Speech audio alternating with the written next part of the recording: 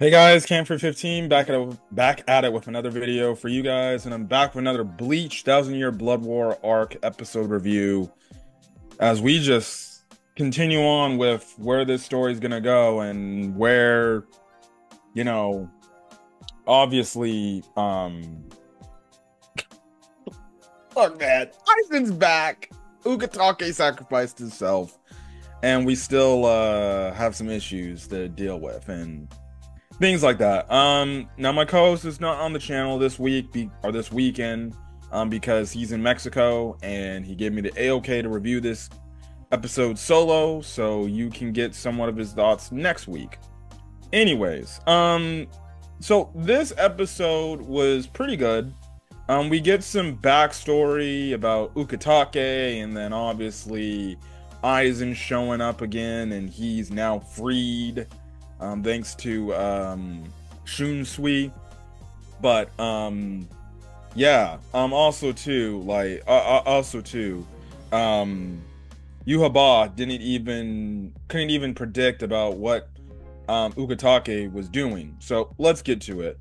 Now apparently, also before I even get to the review, apparently when I was watching other people's reviews, especially the main Bleach reviewer that I watch, apparently we got like 10 minutes worth of like anime original content that wasn't even in the manga. No, I never read the Thousand Year Blood War arc for the manga. I haven't read the Bleach manga, in a hot minute, if not ever before. So to find out like, okay, they actually put anime original content in this, it's pretty good. And hold on a quick second. Okay, back. So we start the episode off with Ukitake walking into the one room that everybody else is at, R&D, and he's talks about like, I'm gonna be the new Soul King, and I'm just like, well, you're gonna be the new Soul King? I'm like, oh, so you're gonna sacrifice your life to do that. But then all of a sudden, this like black mist comes from his body. And that's when we kind of get the backstory of Ukitake. So Ukitake, we've known he's been like a very sick individual. Like throughout the whole series of Bleach, like he's had this illness and it's deteriorating his health, essentially, right?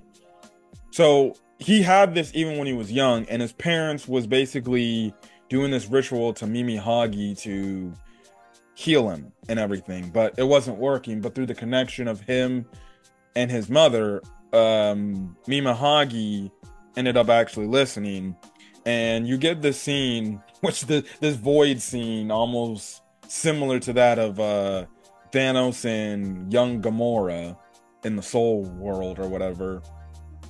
And basically, you have like this hand, which is Mimi Hagi, and he goes up, touches Mimi Hagi, and then Mimi Hagi has like this tear coming down, and then he drinks like this tear, and then he's got like, Mimi Hagi's like essence within him and everything. So essentially what happened is Mimi Hagi is basically taking over, I wouldn't say taking over his body, but using its abilities to heal Ukitake, but not really heal him. If anything, it's only like preventing his sickness from getting worse and maybe even dying earlier in his lifetime. But he's still sick and everything, but he's essentially all up and, ready to do things. And we cut a few years later to when he's a little bit older. He helps this old lady, which that led to a funny scene because this old lady kicked this dude's butt, and then that's when he asks, like, "Hey, you should join the Gote 13, the 13 court guards, right?" And the dude's like, "Man, please, whatever."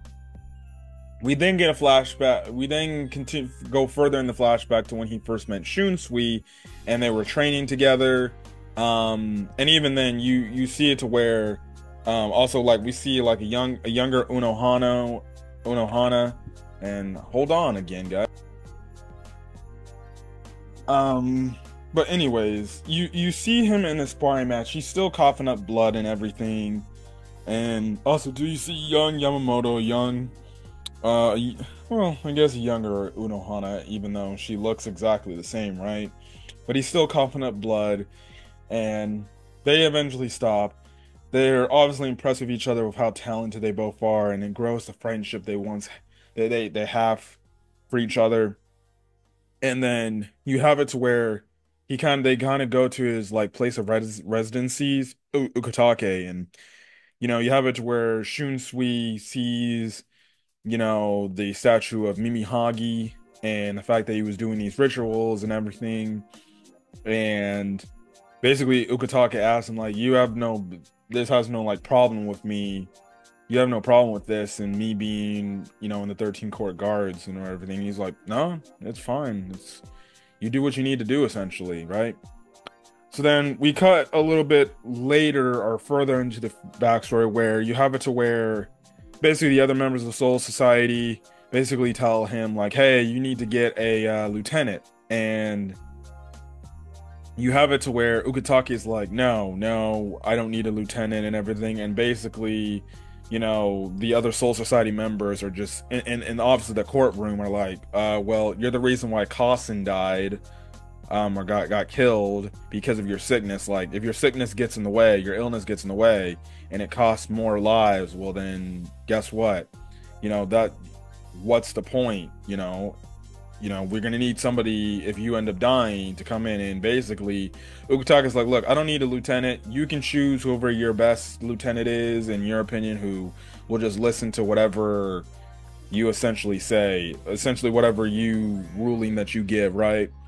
So it then cuts back to the somewhat present, really, and the aftermath after Yamamoto's death. And basically, one, you have it to where Shunsui, he's basically like, okay, now I know what it's like to be like a leader in a weird way and make these hard decisions and everything. And he's just like, man, boy, could I have a drink right about now? But he's like, well, I gotta get the work done with what needs to be done.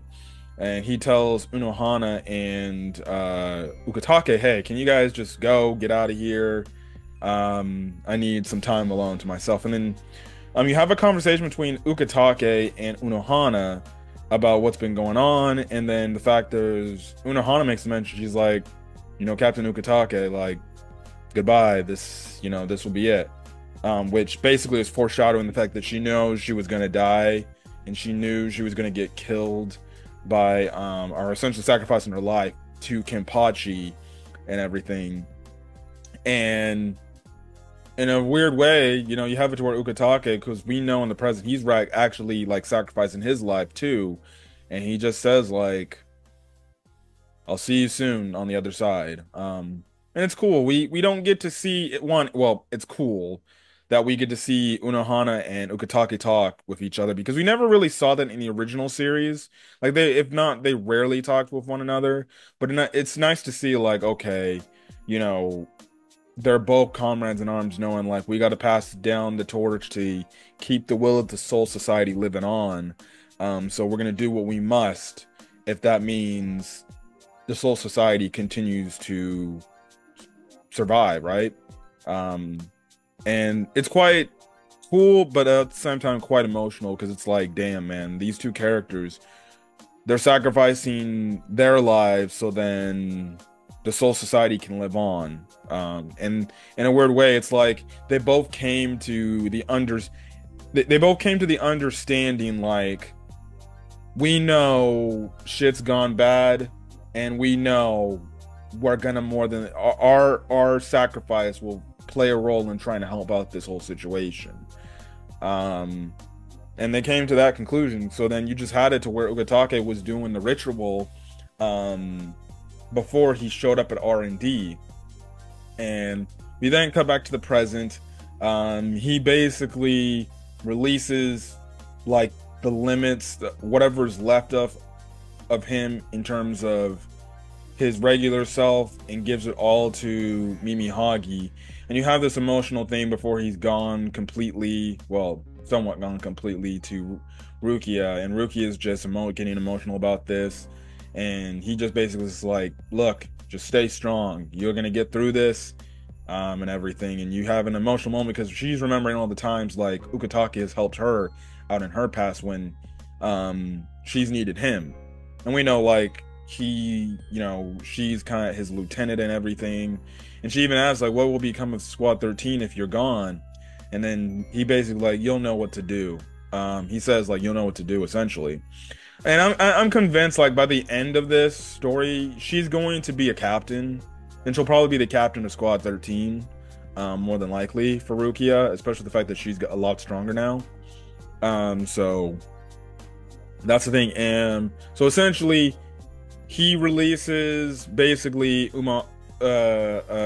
Mimi Hagi, and it basically grabs the essence of the Soul King and essentially right now is keeping everything in place, the Soul Society of Waco Mundo and the World of the Living all in stability for now, because then you have it to where Soifon makes the mention. She's like, okay, that's great that he's doing this, but how long is he able to hold up doing this? Like, how long is he able to do this? And then people are like, oh, oh, because she makes the mention, she's like, he's holding it just stability wise, but when that essence is gone from him, it's over, like done.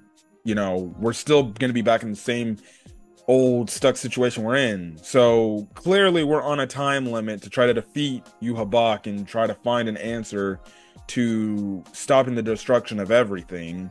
We'll just definitely have to see where that goes. But also, I forgot to mention about Ukitake. Throughout this entire time doing these chants, he was basically giving up most of his organs in his body to Mimi Hagi. And yeah, so now he's lifeless. Now we do cut back over up to the Squad Zero barracks. And the fight between Ichigo and Yuhabak is still going on now. Yuhabak is just still questioning and puzzled as to why Ichigo is fighting against him still. And he's just like, why continue to struggle? Like, there's no need to do any of this. Now, in the meantime, Yoriichi ends up forming a plan where Chad and Ganju help out Ichigo try to take down Yuhaba, while Orihime is going to use her abilities to try to heal the Soul King. That exactly doesn't go too well. So, Yuhaba blows Yoriichi and the others away with ease, and then basically looks back at Orihime and is like, you thought a human could save the Soul King, please. If you needed to use all these things to kill him in the first place, what makes you think a pathetic human is gonna freaking, a pathetic human is going to save the Soul King and bring him back? But then that's when you have it to where the hand of Mimi Hagi shows up. Surprisingly, Yuhabak did not expect this, nor he did not see this coming. He couldn't look into the future and see this, and he tried to look into the future to see what Mimi Hagi is, and he still couldn't tell what the heck this thing is. So in a weird way, there is somewhat of a counter to his ability, the Almighty ability, where he's able to see into the future. Again, we still don't know physical-wise how you can be able to beat his almighty self, but the fact that this turn of events, it's something he didn't see coming, it's quite shocking to see. So, while that thing is at a standstill, we can go over to Shunsui, and we pick up from the last bit of the last week's episode at the end, where Shunsui is confronting Sosuke Aizen. Yes, the guy that damn near caused the fall of the Soul Society because of his selfishness and everything, right? So he one by one gets these keys to release him, and then Aizen's just like, man, what the heck? Why? What is it? And I'm just over here just watching this. I'm like, dude, you cannot trust this guy. This guy will freaking try to kill you instantly, Shunsui. But then Shunsui reveals like he's got like the key to Muken in his heart, and if Aizen were to kill him, basically Muken's under lockdown for all eternity, and that which means like Aizen can't even escape from Muken. He would be locked there, trapped there forever. So basically, he tells him, listen, we somewhat need your assistance in this. Go sit on this chair. Now Aizen just like, you really think I would help you guys for the sake of the Soul Society after everything that I did and after everything I believe in when it comes to the Soul Society? Yeah, please, I will not be taking that chair. I will not be doing this. Now this one guy comes up this one guard member comes up. Now, Shunsui tries to tell him, hey, you need to stop, but this dude shows up on it, and like, all of his fingers gets cut off within an instant. And that's just because of the spiritual pressure that Aizen is just emanating. And I'm just like, this dude is absolutely crazy, bro. I'm just like, oh my gosh. I don't know if this is a good idea, guys. I don't know if this is a good idea. Releasing Aizen from his restraints. So he's released. I'm guessing he's going to help, but I don't trust him. I don't trust him at all. Like, if my coach was here, he'd probably be saying the same exact thing. Because at the end of the day, Aizen's going to look out for Aizen. And he's going to look out for any other reasons where he could get the upper hand. Now, he's already turned down Yhwach, but it would be cool to see Yhwach versus Aizen. I will say that. But, again, I can't trust this dude, Aizen. Because, at the end of the day, he's going to try to do something to find himself on the upper hand. Because usually when you get these villains like a Frieza, for example, they never stop coming back because, well, sometimes the main characters let them go scot-free. But man, oh boy, if Aizen gets back into the fold, and he's gonna be planning something to find out a way to counteract everything that's not going in his favor, and try to like get his advantage. But we'll see. But anyways, a great episode of Bleach. Next week's episode of Bleach is titled The Betrayer. So my only guess is that's Uryu finally confronting his friends after this entire time. And maybe we'll finally get the answer as to why he's joining up with Yhwach. Hopefully we finally get the match between Uryu and Ichigo, because I've been waiting for that shit. And I've been waiting to find out the answer why he joined up with Yhwach. It's definitely got to be something. It's got to be some sort of reason. But we'll definitely see. We will definitely see. But anyways, if you like this video, leave a like. Put in the comment section your thoughts. Hit the subscribe button if you want to get more Bleach content, as well as hit the subscribe button for any other anime content I upload to the channel. Till then, guys, stay safe out there and have a great rest of your day, night, or watching this video. Till then, guys, peace.